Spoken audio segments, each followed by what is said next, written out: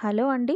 అమ్మమ్మ నేర్పిన గోబీ ఫ్రైని ఈరోజు మీకు నేను చేసి చూపిస్తున్నానండి. సింపుల్‌గా, సూపర్‌గా, టేస్ట్‌గా పుల్కా, చపాతీ, రైసు, పూరీలోకి కూడా చాలా బావుంటుంది. ఉట్టి నోటినే తినేస్తారండి. టేస్ట్ అయితే అంత బావుంటుంది. ఈ సైజ్ ఫ్లవర్‌ని తీసుకున్నాను. పెద్ద పెద్ద ముక్కలు కోసుకోవాలండి. అప్పుడే బావుంటుంది చూడడానికి.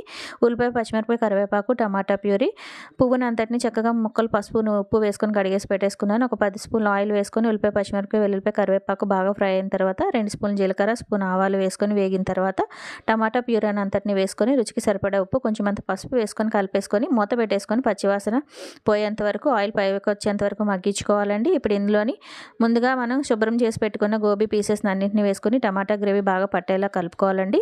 మధ్య మధ్యలోని మూత పెట్టుకుంటూ కలుపుకుంటూ ఉండాలి. ముక్క బాగా ఉడికిపోయిన తర్వాత ఒక స్పూన్ కారం వేసేసుకొని ఒకసారి కలిపేసుకొని మీడియం ఫ్లేమ్లోనే ఒక 5 నిమిషాలు ఉంచారంటే ఎంతో టేస్టీగా ఉండే గోబీ ఫ్రై రెడీ అయిపోయిందండి. కొత్తిమీర జల్లేసుకొని సర్వ్ చేసేసుకొని నచ్చితే మీరు కూడా ట్రై చేయండి, టేస్ట్ చేయండి. నా ఛానల్ని సబ్స్క్రైబ్ చేయండి.